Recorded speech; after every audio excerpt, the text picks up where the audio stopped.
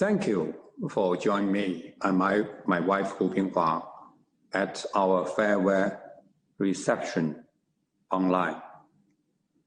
In December 2009, I was appointed New China's 11th ambassador to the UK.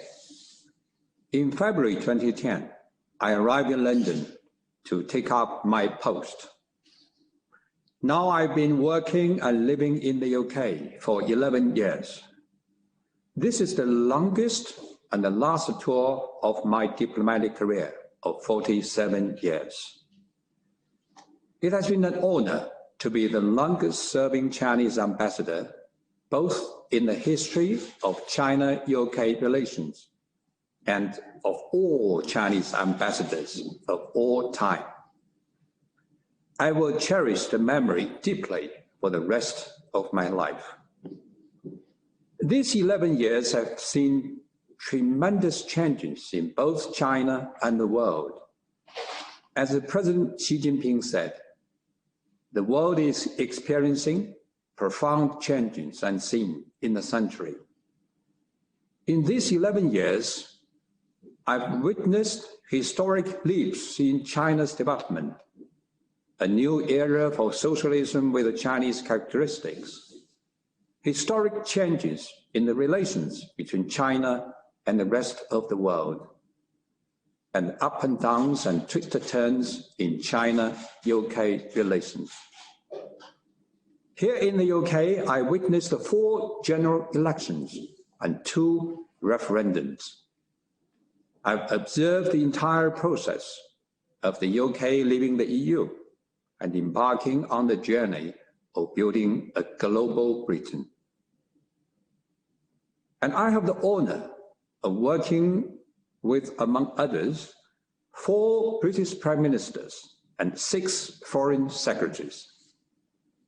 I've been to all corners of the UK, from Isle of Shetland Islands in the north to the Channel Islands in the south, from England to Scotland, from Northern Ireland to Wales, and from the Crown dependencies to overseas territories.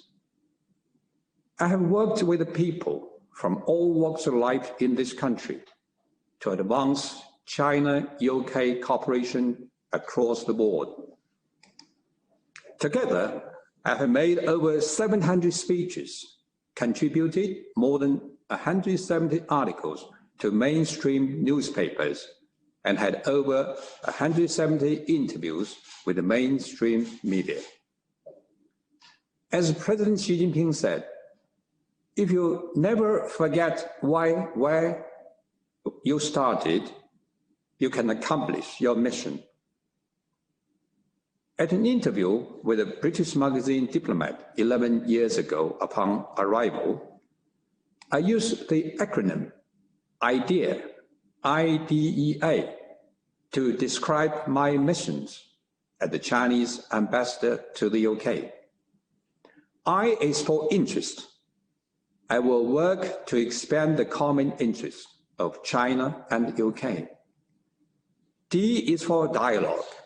I will promote dialogue, which is always better than confrontation. E is for exploration. I will provide facilitation for our 2 sides to explore new areas of cooperation. And A is for accommodation. I will highlight the principles of mutual respect, understanding, and accommodation in our bilateral relations. For the past 11 years, I have kept these missions in mind and worked tirelessly with people from all sectors in the UK to bring China-UK relations forward. First, our common interests have grown. The pie is getting bigger and bigger. In the past 11 years, China-UK trade in goods almost doubled, with the British export to China increasing by about 20 times, making China the 3rd largest export for British export of goods. Chinese investment in the UK has surged by about 20 times. The UK is now the second largest destination in Europe for Chinese investment. Hinkley Point C nuclear power plant has been the largest single investment from China in Europe and become a flagship project of China-UK cooperation. There have been many firsts in China-UK financial cooperation. The UK was the first major Western country to issue RMB sovereign bond, the first to join Asian Infrastructure Investment Bank. London also witnessed the issuance of the first Chinese RMB sovereign bond outside China. London is now the world's largest offshore RMB exchange center and the second largest offshore RMB clearing center. The total clearing volume has exceeded 50 trillion RMB yuan. The Shanghai-London Stock Connect was officially launched, connecting for the first time the Chinese capital market with a foreign one and enabling many Chinese companies to benefit from London's world-class financial services. China and the UK are also committed to working together to promote the high-quality development of Belt and Road Initiative, and we have signed an agreement on cooperation in third markets. Second, China and the UK have more dialogue mechanisms for exchanging views at top level. Leaders of our two countries have maintained communication and exchanges, and this provides driving forces for the growth of China-UK relations. In the past 11 years, China and the UK have held 5 sessions of the Prime Minister's meeting, 5 sessions of strategic dialogue, and 8 sessions of economic and financial dialogue. Our two countries also launched the high-level people-to-people dialogue and high-level security dialogue. The definite highlight of these exchanges was President Xi Jinping's super-state visit to the UK in 2015. This milestone event bore historic significance, ushered in the China-UK golden era, and left an indelible mark in the history of China-UK relations. Third, China and the UK have explored broader areas of international cooperation. In face of ever-changing international situation, China and the UK have enhanced coordination under the framework of various international organizations, such as the UN and the G20. We share growing consensus in supporting multilateralism and free trade, opposing unilateralism and protectionism, and addressing global challenges such as climate change. We have also maintained communication and coordination on international and regional hotspot issues. In recent years, our two countries have worked vigorously to promote cooperation on climate response and green development. Later this year, China and the UK will host COP15 and COP26 respectively. Our two sides are now working on synergy between the two conferences to make them both successful, so as to enhance cooperation on climate response, promote green development, and take the lead in global governance on the environment. Fourth, China and the UK have enhanced mutual respect, trust, and accommodation, but daunting tasks still remain. Thanks to the concerted efforts of the people from all walks of life in both countries, China and the UK have deepened mutual understanding and cemented public support for bilateral relations. In the past 11 years, annual mutual visits between our two countries have doubled, reaching 2 million. The number of Chinese students in the UK also doubled, reaching 220,000. The UK has become the top destination for Chinese students who want to study overseas. Fruitful results have been achieved in exchanges and cooperation in areas of culture, science, and technology and innovation. The UK was the first country to sign a joint strategy for science, technology, and innovation cooperation with China. Since the outbreak of COVID-19, the peoples of our two countries have come to each other's aid and tackled the difficulties together. There have been numerous touching moments. China and the UK differ in political system, development stage, history, and culture. It is natural that we do not always see eye to eye. China-UK relationship has not always been smooth sailing in the past 11 years.